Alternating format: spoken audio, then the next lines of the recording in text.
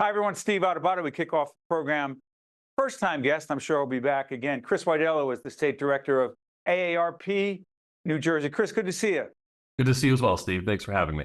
You got it. Got the website up. Tell everyone what AARP is, as if some of us don't get stuff in the mail. Sure. So AARP is a social mission organization. We are a nationwide organization, and here in the Garden State, we have over 1 million members. And our goal is to help people age with dignity and live the best life they can as they get older, because we are all getting older. Yeah, last time I checked, that's true. Chris, the 2 to 3 most pressing issues for 50-plus people in New Jersey, and then we'll talk about the nation in a second. Sure. I think there's a number of issues that really come to mind. I think one of the big ones, especially for New Jersey, is around property tax. Far too many people are feeling like they cannot continue to live here in the Garden State and want to. So we're fighting hard to make sure that people can access property tax relief and stay in their homes, in their communities. Other issues around fraud is a really important issue. Often older adults are targeted at a much higher rate when it comes to frauds and scams. I think I think everybody knows somebody that has been a victim in one way or another, or has been at least approached. And, the other issue that I think ARP really focuses on is around caregiving, making sure that people can have the care that they need as they age. The majority of care that is given in this state and across the country is done by family members, right? They're not compensated. They do it because they love their loved one. But it's often a hard road for many caregivers, and we're always trying to make it better for them so they can continue to do that work. Chris, let me ask you this, nationalize this for a second. We're doing this approximately a week after the presidential and congressional elections. It'll be seen a little bit after the date will come up. Question, how concerned are you about the new Trump administration, Republican Congress, both houses, as we speak right now, that's the way it looks, making real changes to Medicare and Social Security? Sure. I think, we're concerned because we know that Social Security in 2034 will experience some issues if nothing is done. And I think what we learned from this election, and, looking at the past a week ago, the majority of voters were 50 and older. They carried the election as they do in almost every election in the last 2 decades.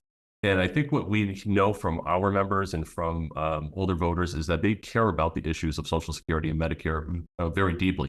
And it doesn't matter what party they're from. Their expectation is that Washington will take action to make sure that Social Security can continue to pay out 100% of this benefit, and that Medicare is strong, because those are pillars of retirement for many older adults.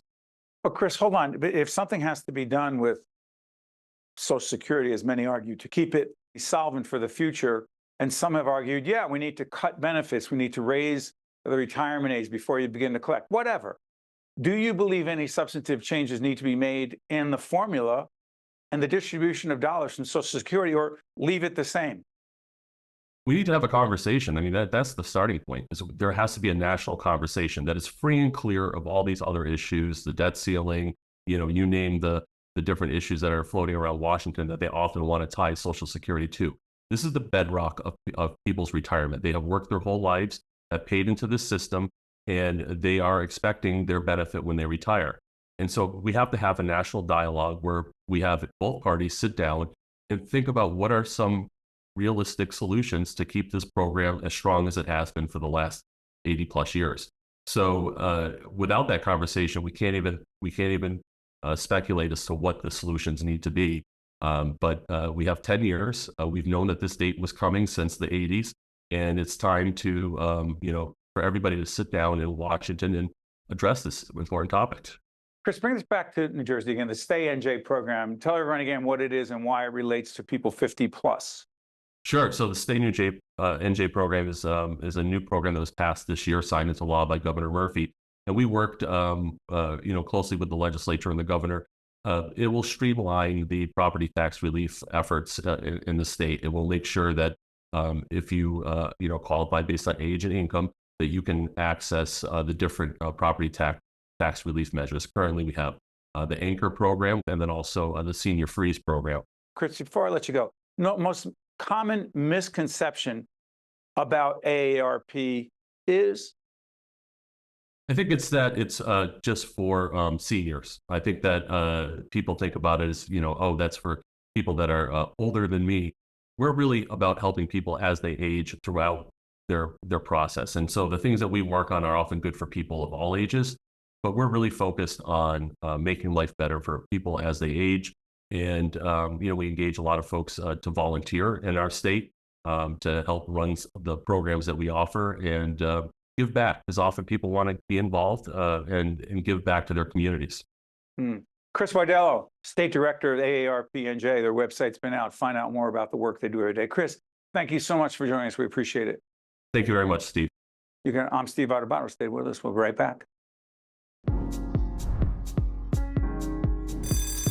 Bullying comes in many forms. Physical and verbal bullying, cyberbullying and intimidation, homophobia and shaming. Bullying hurts and leaves lasting scars. We must unite, speak out, and take action. Embrace empathy, respect, and acceptance. Join us. Be a voice against bullying and create a safe space for all.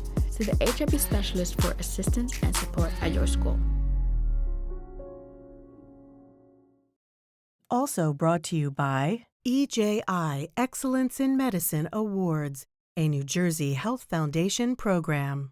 Seton Hall University, showing the world what great minds can do since 1856.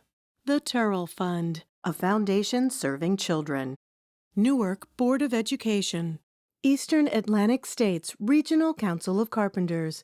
Robert Wood Johnson Foundation, working for a healthier, more equitable New Jersey. Delta Dental of New Jersey. Everyone deserves a healthy smile. Holy Name. And by the Northward Center.